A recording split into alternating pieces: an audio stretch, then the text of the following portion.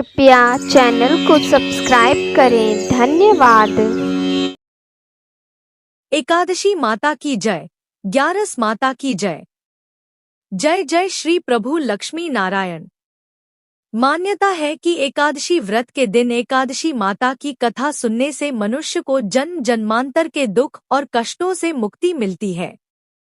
तो चलिए मित्रों, प्रभु श्री लक्ष्मी नारायण जी के चरण कमलों का ध्यान करते हुए एकादशी व्रत पर सुनते हैं एकादशी माता या ग्यारस माता की बहुत ही सुंदर कथा। प्राचीन समय की बात है। एक राज्य में एक महान राजा राज्य करते थे। राजा बहुत ही बुद्धिमान और बलशाली थे। राजा सदैव अपनी प्रजा का बहुत अच्छे से ध्यान रखते थे। प्रजा भी अपने राजा को बहुत पसंद करती थी। राजा की 2 बेटियां थीं। राजा अपनी दोनों बेटियों से बहुत प्रेम करते थे। राजा की छोटी बेटी देखने में बहुत सुंदर और आकर्षक थी और राजा की बड़ी बेटी छोटी बेटी के मुकाबले थोड़ा कम सुंदर थी। राजा की छोटी बेटी ग्यारस माता की पूजा किया करती थी। सभी लोग राजा की छोटी बेटी से बहुत प्रेम करते थे और बहुत प्रशंसा किया करते थे। राजा भी अपनी छोटी बेटी को बड़ी बेटी से अधिक प्रेम करता था, जिस कारण राजा की बड़ी बेटी को अपनी छोटी बहन से बहुत नफरत होने लगी थी। राजा की दोनों बेटियां जब बड़ी हो गई, तब एक पड़ोसी राज्य में रहने वाला राजकुमार राजा की बड़ी बेटी के लिए रिश्ता लेकर आया। लेकिन जैसे ही उस राजकुमार की नजर राजा की छोटी बेटी पर पड़ी, तो वह राजकुमार राजा की छोटी बेटी पर मोहित हो गया और उससे पहली नजर में प्रेम कर बैठा। उस राजकुमार ने राजा की बड़ी बेटी के साथ विवाह करने से मना कर दिया और उसने राजा से कहा कि मैं आपकी छोटी बेटी से विवाह करना चाहता हूँ। जिसके बाद राजा की बड़ी बेटी यह देखकर अपनी छोटी बहन से बहुत क्रोधित हो गई और राजा की बड़ी बेटी ने अपनी छोटी बहन को अपना सबसे बड़ा दुश्मन मान लिया। राजा की बड़ी बेटी ने अपनी छोटी बहन से बदला लेने का निर्णय लिया, जिसके लिए उसने अपनी छोटी बहन को जान से मारने की योजना बनाई। राजा की बड़ी बेटी ने अपनी छोटी बहन को मारने के लिए सबसे पहले एक लड्डू में जहर मिलाकर अपनी छोटी बहन को दे दिया और उसको लड्डू खाने के लिए कहा। लेकिन लड्डू खाने के बाद भी छोटी बहन को कुछ नहीं हुआ और बड़ी बहन यह सब देखकर बहुत आश्चर्यचकित हो गई। लेकिन बड़ी बहन ने हार नहीं मानी और जब रात में छोटी बहन अपने कमरे में सो रही थी, तो उसने एक मटके में सांप को रखकर कमरे में छोड़ दिया। लेकिन सांप भी छोटी बहन का कुछ नहीं कर पाया। जिसके बाद बड़ी बहन ने अपनी छोटी बहन से कहा कि चलो हम लोग कुएं से पानी भरकर लाते हैं। जिसके लिए वह अपनी छोटी बहन को पानी भरने के बहाने से कुएं के पास ले गई और उसने अपनी छोटी बहन को कुएं में धक्का दे दिया।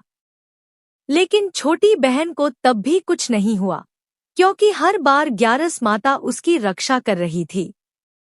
उधर बड़ी बहन अपने सारे प्रयासों के बाद भी असफल हो रही थी, जिससे वह बहुत क्रोधित होती जा रही थी।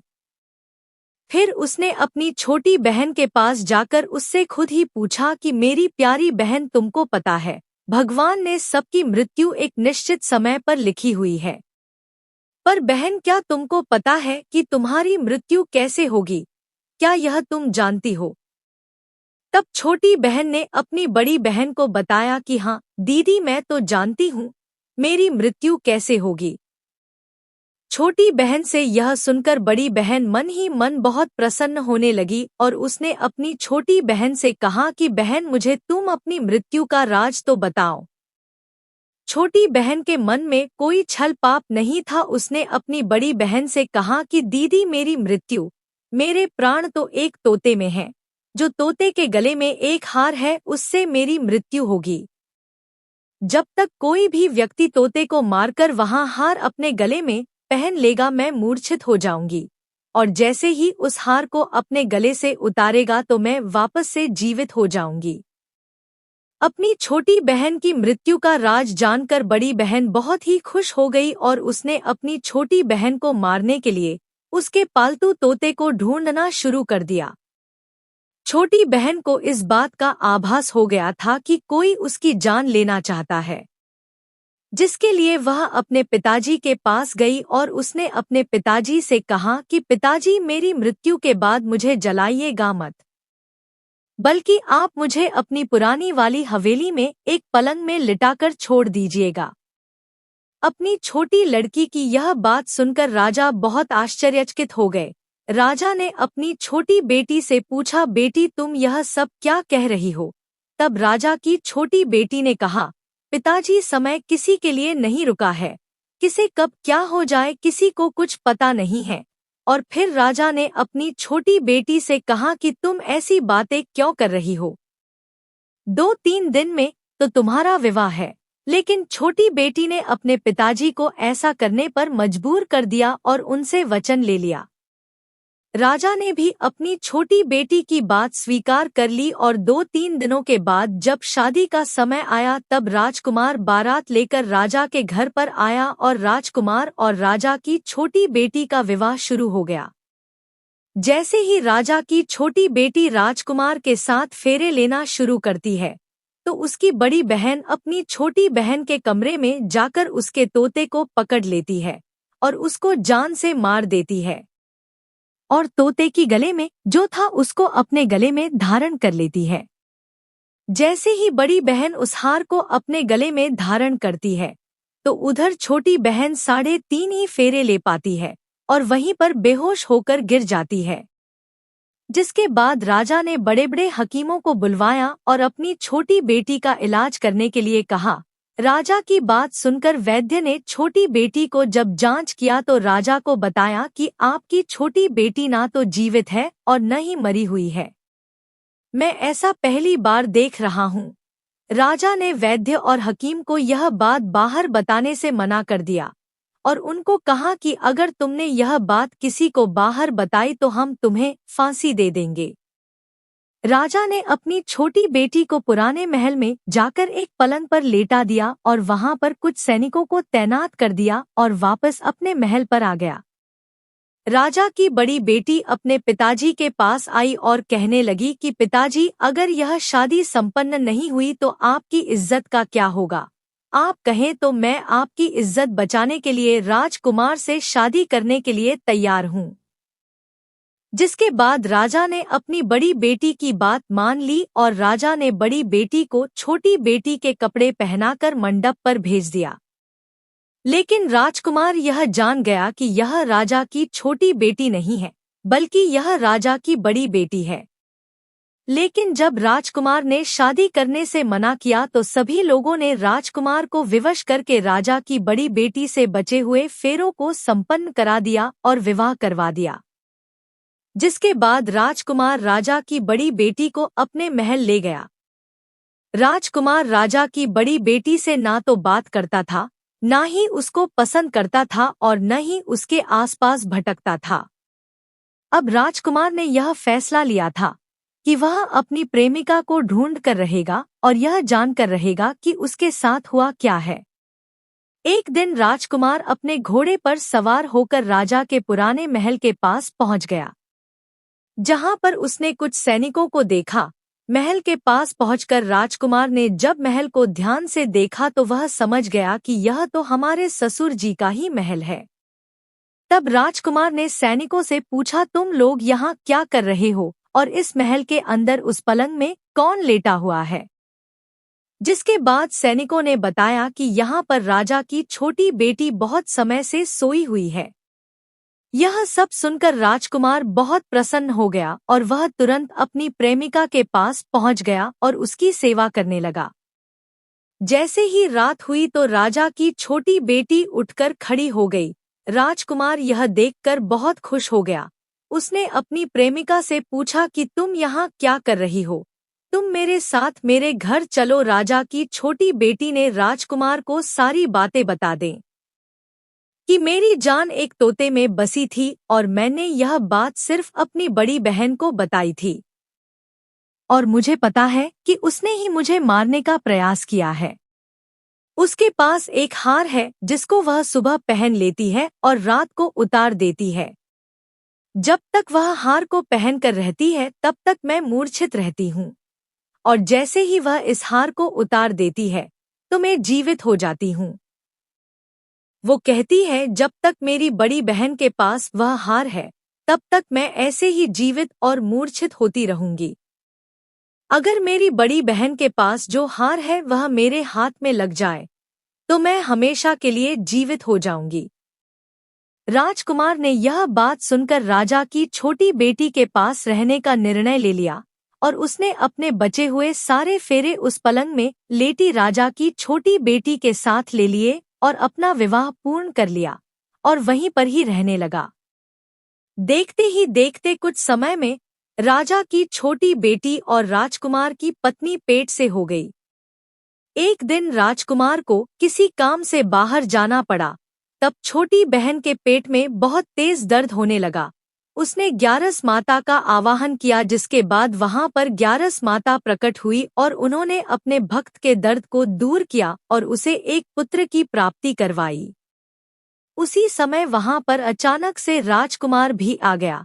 राजकुमार ने ग्यारस माता को देखा तो वह आश्चर्यचकित हो गया और उसने तुरंत माता को प्रणाम किया और ग्यारस माता ने राजकुमार से कहा कि जब तुम्हारा पुत्र 5 वर्ष का हो जाए तो तुम अपनी पत्नी का हार लाकर इसके गले में डाल देना। और देखते ही देखते राजकुमार और राजा की छोटी बेटी का पुत्र 5 वर्ष का हो जाता है। तो राजकुमार अपने बेटे से कहता है कि बेटा, मैं कुछ काम से बाहर जा रहा हूँ, तुम अपनी माता का ध्यान रखना, और वहां से चला जाता है। राजा को बाहर निकलता देख बड़ी बहन के सैनिक देख लेते हैं और बड़ी बहन को जाकर सारी बातें बता देते हैं, जिसके बाद बड़ी बहन अपनी छोटी बहन के पुत्र को वहां से उठवा लेती है और उसको मरवा देती है और छोटी बेटी के पुत्र के 2 टुकड़े करवा देती है। पहला टुकड़ा चक्की के पास छुपा देती है और दूसरा टुकड़ा अपनी पलंग के नीचे रख लेती है। अब ग्यारस माता भिखारी का रूप लेकर उसकी बड़ी बहन के दरवाजे पर आती हैं और बड़ी बहन के पास चली जाती हैं, जिसके बाद वहां पर भिक्षा मांगने लगती हैं। बड़ी बहन अपने नौकरों से कहती है कि जाकर भिक्षा दे दो, लेकिन जैसे ही नौकर ग्यारस माता को भिक्षा देने के लिए आते हैं तो माता उन्हें मना कर देती है और कहती है कि मैं तुम्हारी महारानी से ही भिक्षा लूंगी। जिसके बाद बड़ी बहन स्वयं ही भिक्षा देने के लिए माता के पास आती है। उधर माता एक बिल्ली का रूप लेकर उसके कमरे में चली जाती है और वहां पर छोटी बेटी के पुत्र कोई 2 टुकड़े को आपस में जोड़ देती है और उसे जीवित कर देती है और उसे लेकर वहां से चली जाती है और राजकुमार को सौंप देती है। राजकुमार अपने बेटे को लेकर अपनी बड़ी पत्नी के पास जाता है और उसे कहता है कि तुम इसका ध्यान रखना, अगर तुम इस बच्चे का अच्छे से ध्यान रखोगे तो मैं तुमसे बात करूंगा। इसी प्रकार एक दिन राजकुमार अपने बच्चे से कहता है कि तुम माता से उनके गले का हार मांग लो। जिसके बाद राजकुमार का लड़का अपनी मम्मी के पास जाता है और कहता है कि माता, मुझे तुम्हारा हार चाहिए जो तुमने गले में पहन रखा है। यह सुनकर पहले तो बड़ी बहन बहुत क्रोधित होती है, पर उसको यह याद आता है कि राजकुमार ने कहा था कि अगर मैं इस बच्चे का ध्यान अच्छे से रखूंगी तो वह मुझसे बात करेंगे, जिसके कारण वह हार को उस बच्चे को दे देती है। वह बच्चा तुरंत ही उस हार को ले जाकर अपने पिताजी को दे देता है और तभी राजकुमार अपने बेटे को लेकर वहां से जाने लगता है और अपनी पत्नी से कहता है कि तुम हमारे लिए खाना बनाकर रखना, मैं शाम को आकर तुम्हारे साथ खाऊंगा। और वह अपने बेटे को लेकर वहां से चला जाता है। जिसके बाद वह राजा के पास जाता है और उनको सारी बातें बता देता है। राजा अपनी बड़ी बेटी की यह कटु कर्म सुनकर बहुत क्रोधित होते हैं और उसे सजा सुनाता है और अपनी परवरिश पर ही दोष देने लगते हैं और राजकुमार को अपनी छोटी बेटी के साथ रहने के लिए आदेश देते हैं। यह थी ग्यारस माता की पहली कथा। तो प्रेम से बोलिए एकादशी माता की जय, ग्यारस माता की जय। अब चलिए सुनते हैं एकादशी माता की एक अन्य कथा। गालव मुनि का भद्रशील नामक एक पुत्र था। भद्रशील ने बाल्यावस्था से ही एकादशी माता का व्रत और पूजा अर्चना आरंभ कर दिया था। वो सच्ची श्रद्धा और निष्ठा भाव से पूरे दिन एकदशी का व्रत करता और कथा सुनता। शाम के समय ब्राह्मणों को भोजन करवाया करता तथा पूरी रात्रि श्रीमन नारायण नारायण हरि हरि का जाप करता। अगले दिन यानी कि द्वादशी को एकादशी व्रत का पारण करके ही भोजन ग्रहण किया करता था। गालव मुनि ने अपने पुत्र को इतना कठिन पूजा पाठ करने से कभी नहीं रोका, लेकिन एक दिन बाल्यावस्था में ही पूरे दिन उपवास करने के कारण उनका स्वास्थ्य बिगड़ने लगा और वो बेहोश होकर भूमि पर गिर पड़े। गालव मुनि को इस बात का पता चला तो वो तुरंत ही अपने पुत्र से मिलने पहुंचे। अपने पुत्र की ऐसा दशा देखकर मुनि को बहुत ही पीड़ा और दुख हो रहा था। जब थोड़े समय बाद भद्रशील को होश आया तो मुनि ने अपने पुत्र से पूछा कि हे पुत्र, तुम इतनी छोटी आयु में इतना कठिन उपवास क्यों कर रहे हो और तुम्हें इस उपवास के बारे में किसने बताया है? भद्रशील ने कहा कि मैं कई जन्मों से इसी प्रकार एकादशी का पुण्य फलदायी उपवास करता आ रहा हूँ। पिताजी आमतौर पर किसी को भी अपना पिछला जन्म याद नहीं रहता है। जब तक बालक माँ के गर्भ में होते हैं तब तक उन्हें उनके पिछले जन्मों की सभी बातें और कर्म याद रहते हैं, लेकिन बालक का जन्म होने से ठीक पहले ही यह स्मृति मिट जाती है। परंतु भद्रशील को अपने पिछले जन्म की याद उस वर्तमान काल में भी थी, और इसका कारण था यह एकादशी व्रत की शक्ति जिसका भद्रशील पालन किया करते थे। उन्होंने अपने पिता से कहा कि वे कई जन्म पूर्व में धर्मकीर्ति नामक राजा थे। धर्मकीर्ति के रूप में मैं बहुत ही क्रूर राजा हुआ करता था। उसके राज्य की प्रजा उसे बिल्कुल भी पसंद नहीं करती थी, क्यों धर्मकीर्ति उन पर बहुत अत्याचार किया करता था। जीवन में ऐसा कोई पाप नहीं बचा था जो उसने ना किया हो। एक समय की बात है, वह सूर्य उदय होने से पहले ही अपने सैनिकों के साथ शिकार पर गया हुआ था। वहां पर उसने जंगल में एक अत्यंत ही सुंदर और आकर्षक हिरण को देखा। राजा को वो हिरण बहुत ही मोहित कर रहा था और उसे वो हिरण अब किसी भी कीमत पर राजा को चाहिए था। राजा ने उस हिरण को पकड़ने के लिए अपने सैनिकों को उस हिरण को चारों ओर से घेरने के लिए कहा। राजा ने कहा कि जो भी हिरण को भागने देगा उसका पूरा परिवार मार डाला जाएगा। हिरण ने यह सुना और सोचा, बेचारे सैनिक, अगर मैं किसी भी सैनिक के पास से भागा तो इनके परिवार को यह दुष्ट राजा अवश्य ही मार देगा, और मैं नहीं चाहता कि मेरे कारण किसी भी निर्दोष प्राणी का अहित हो। इसलिए हिरण किसी सैनिक के पास से भागने के बजाय राजा के पास से निकल भागा।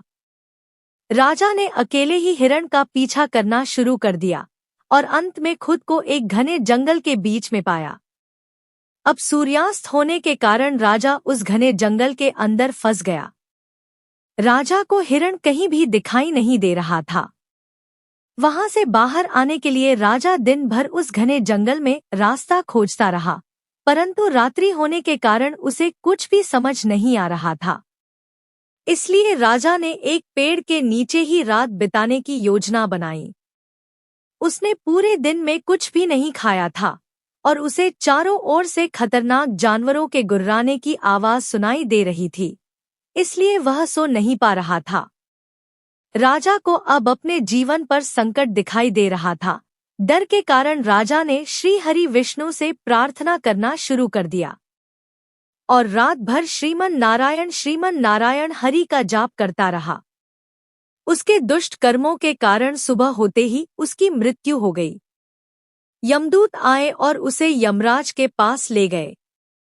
जब यमराज ने पूछा, तुम लोग इन्हें यहाँ क्यों लाए हो? इनका स्थान वैकुंठ में भगवान महाविष्णु के परम धाम में है। तब यमदूतों ने कहा, लेकिन महाराज, यह तो महापापी है। इसने जीवन भर अनेकों पाप किए हैं। इसे तो कठोर से कठोर दंड मिलना चाहिए। यह सब सुनकर यमराज बोले, नहीं, इसके जो भी पाप कर्म थे वह सब चले गए हैं। ये अब पवित्र हैं, क्योंकि जिस दिन उनकी मृत्यु हुई वह एकादशी की परम फलदायी तिथि थी। राजा ने उस दिन शिकार पर आने के कारण कुछ भी नहीं खाया था और रात्रि में जंगल में भटकने के कारण भी इनका उपवास ही रहा। इस प्रकार से राजा ने दिन भर उपवास किया और रात में जागते हुए श्री हरि का स्मरण किया। इस पुण्य कर्म से उनके सारे पाप दूर हो गए और वे पवित्र हो गए। यमराज ने स्वयं एक स्वर्ण रथ बुलवाया और राजा को वैकुंठ भेज दिया। जब लोगों को इस बारे में पृथ्वी लोक में पता चला तो वे सभी एकादशी व्रत का पालन करने के लिए और अधिक सुखपूर्वक जीवन जीने लगे। हे एकादशी माता, जैसे आपने राजा पर कृपा की, हम सभी भक्तों पर भी अपनी कृपा यूं ही बनाए रखना। तो बोलिए ग्यारस माता की जय हो, एकादशी माता की जय हो। श्रीमन नारायण नारायण हरि हरि, श्रीमन नारायण नारायण हरि हरि।